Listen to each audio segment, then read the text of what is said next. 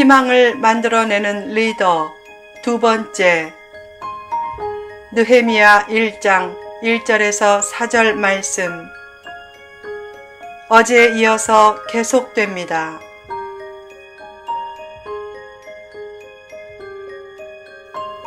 3. 감동할 줄 아는 리더. 하나님으로부터 예루살렘 거민들이 큰 고난과 치욕을 받고 있고 예루살렘 성이 허물어지고 성문들이 다 불탔다는 소식을 듣고 느헤미야는 앉아서 울고 수일 동안 슬퍼했다. 가슴 아픈 소식을 듣고 그래? 어쩔 수 없지? 라고 반응하지 않고 이방 나라에서 유대인으로서 높은 자리에 오른 남다른 의지를 가진 사나이가 굵은 눈물을 흘렸다. 눈물은 많은 유익을 가져다 준다. 여자가 남자보다 평균 수명이 긴 이유는 눈물이 많기 때문이라고 한다. 웃는 것도 건강에 좋지만 우는 것도 건강에 좋다. 특히 소리를 내어 우는 것은 스트레스 해소 및 슬픔의 처리에 큰 도움을 준다. 결국 눈물을 흘리게 하는 삶이 문제가 아니라 눈물이 없는 삶이 문제다. 회개의 눈물과 긍휼의 눈물은 가장 소중한 눈물이다.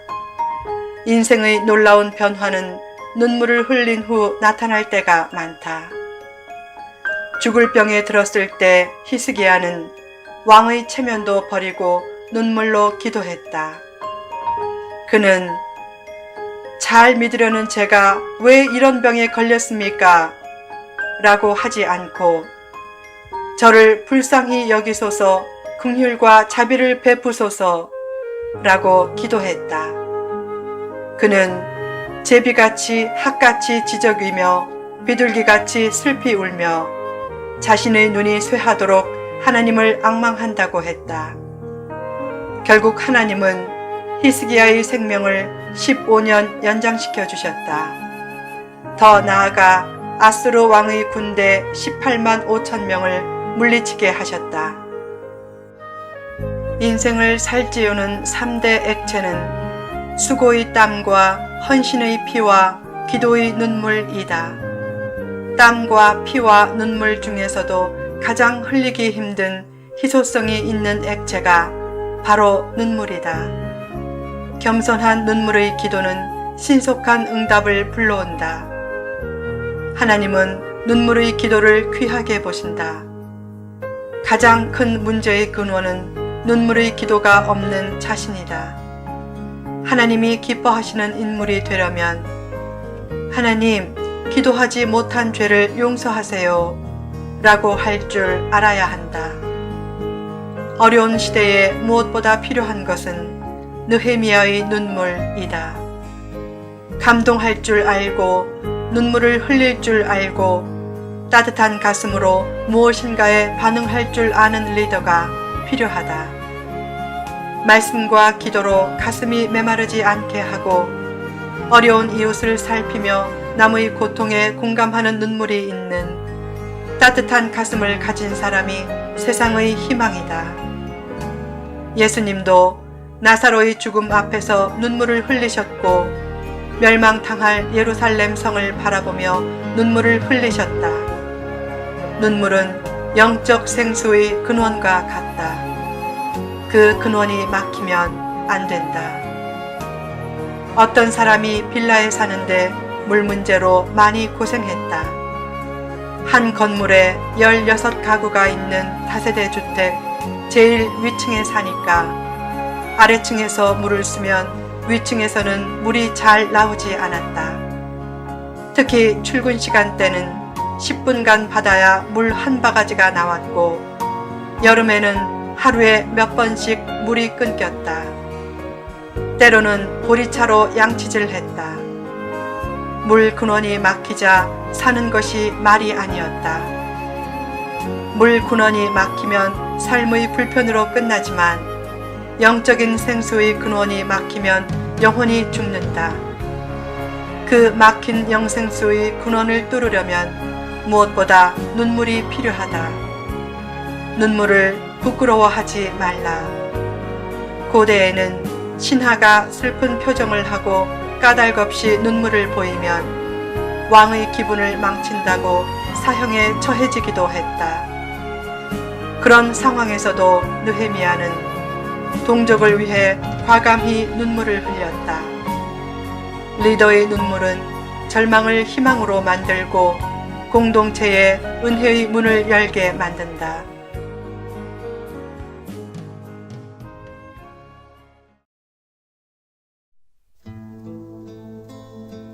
4. 기도를 앞세우는 리더. 예루살렘에 대한 가슴 아픈 소식을 듣고 느헤미야가 가장 먼저 보인 반응은 기도였다. 결국 예루살렘 재건의 대역사는 느헤미야 한 사람의 기도에서 시작되었다. 한 사람의 기도가 대역사의 출발점이다. 사람들은 문제가 생기면 스스로 해결하려고 하다가 안 되면 친구나 지인을 찾는다. 그래도 안 되면 막다른 길에서 하나님을 찾아 기도한다. 형식적인 교인은 기도를 최후의 수단으로 삼지만 신실한 성도는 기도를 최초의 수단으로 삼는다. 참된 개혁과 부흥은 기도에서 출발한다. 왜 정권이 바뀔 때마다 개혁한다고 하는데 개혁이 성공하지 못하는가? 혼자서 개혁하려고 하기 때문이다. 개혁은 함께 해야 성공한다. 영적인 개혁도 그렇다.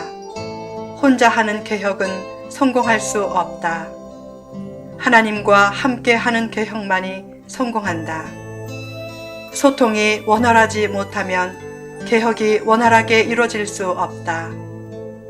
기도는 개혁과 부흥을 위한 최초의 수단이 되어야 한다. 많은 부조리를 보면 의분이 치솟지만 그때 비판보다 기도를 더 앞세우라.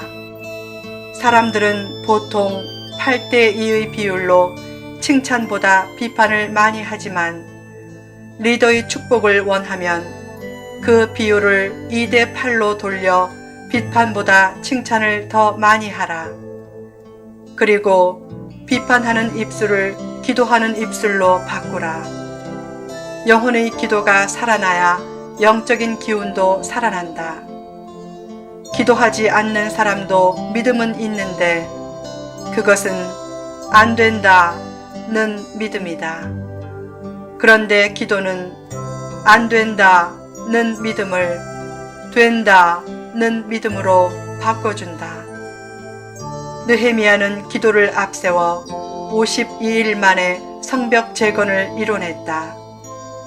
아무리 절망적인 상황이라도 엎드려 기도하면 절망의 땅에서도 기적은 일어난다.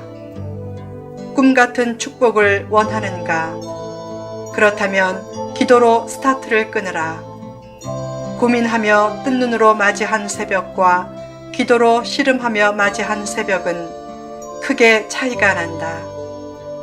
왜 사람에게 절망적인 순간이 찾아오는가? 기도를 통해 절망을 희망으로 바꾸라는 환경 메시지다. 가장 절망적인 삶은 기도가 없는 삶이고 가장 희망적인 삶은 기도하는 삶이다.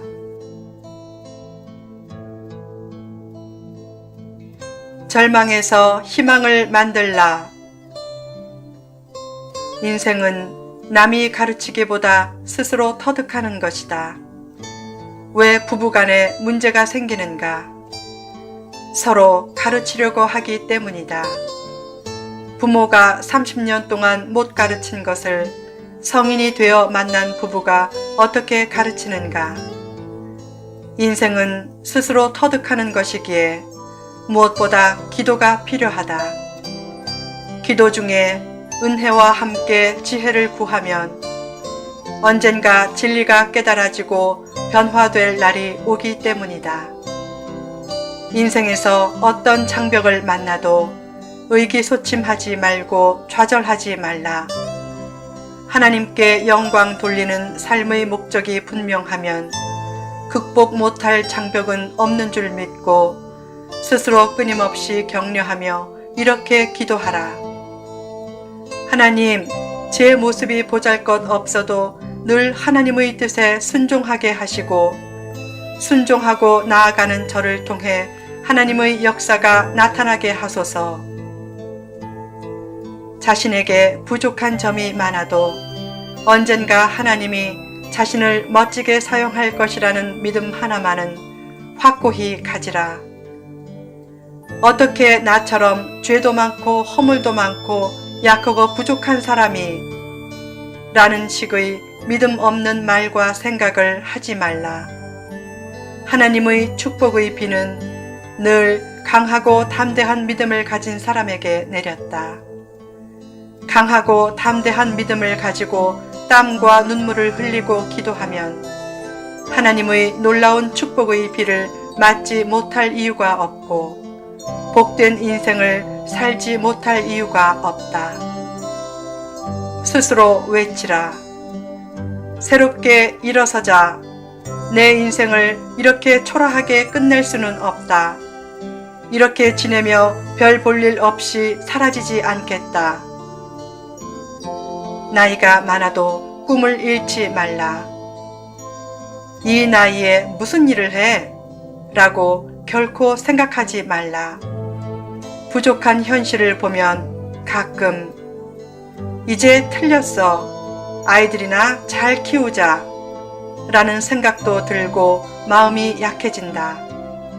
그때마다 기도하면 다시 꿈과 비전이 새로워진다. 그래서 기도는 신비한 것이다.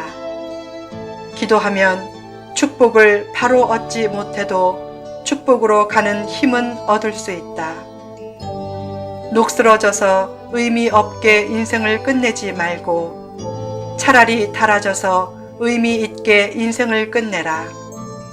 가만히 있으면 녹슬어져서 더러운 것들이 더 낀다.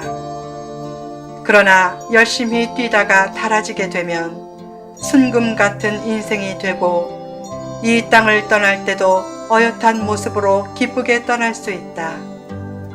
항상 영향력 있는 인물이 되기를 힘쓰고 공동체를 생각하고 눈물로 감동할 줄 알고 무엇보다 기도하는 사람이 되어 절망 속에서도 희망을 만들어 내라.